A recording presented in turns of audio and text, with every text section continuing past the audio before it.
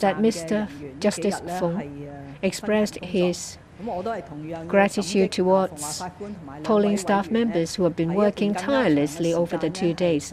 And I thank Mr. Fung and his team for working tirelessly for even a longer period. I do believe that he would not have had time to sleep over the last 2 days. So I would like to say once again, thank you.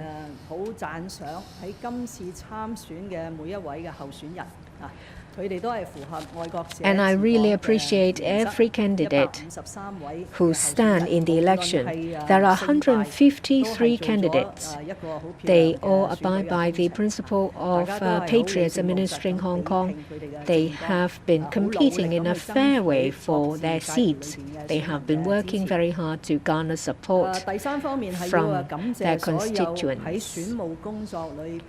On top of that, I would like to thank my close to 40,000 civil servants and retired civil servants.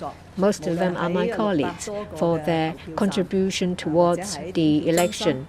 They work in the 600 or so polling stations or counting stations. There are over 12,000 people who have been carrying out their duties. 10,000 of them came from the police force, and there are others from other auxiliary forces and discipline services. I'm very proud of them. There was a time when there were criticisms and negative reports against civil servants, but I can say with certainty, as I have personally visited various locations for the election, I could see that everyone's of a high morale.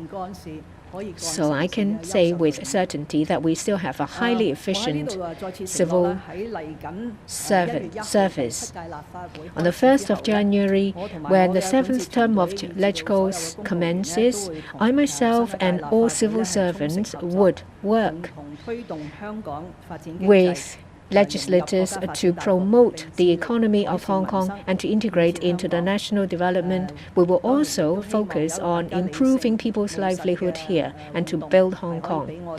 We look forward to a pragmatic and rational interaction with LegCo to resolve deep-seated problems. As I've said not long ago, that we have set 3 goals for the election. First, to implement patriots administering Hong Kong. We have the candidate eligibility review committee. I can say that all who have run in the election are compliant with this principle of patriots administering Hong Kong. The second objective is that election arrangements will have to be efficient, humane, open, honest, and transparent. As you can all see, that we have been very successful in this regard. About 12 hours after the end of the polling hours, the result of all 90 seats have been announced. The third objective is to enhance the understanding of the public in relation to the grounds and significance of the improved electoral arrangements.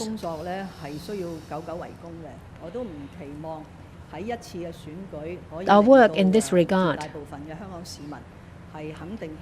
it will not end after this election. We will continue to work to enhance the understanding of the public in relation to the significance of the improved electoral election. Just now, the central authorities have announced a white paper titled Development of Democracy in Hong Kong under the One Country, Two Systems. I very much welcome the promulgation of the white paper by the CPG, the Central People's Government. We've just completed an important election, which is the LegCo general election, after our electoral arrangements and systems have been improved. As usual, I think that there would be organizations, individuals, Western press organizations and politicians would seize the chance to criticize. The promulgation of the white paper has set out in detail the development of democracy in Hong Kong, paves a very strong basis for us to rebut these unfair criticisms. The white paper has set down the review based on facts of our democratic development of Hong Kong. I very much welcome the promulgation of the white paper. If you have time, I would ask you to read the white paper in detail, and I will later give a written reply.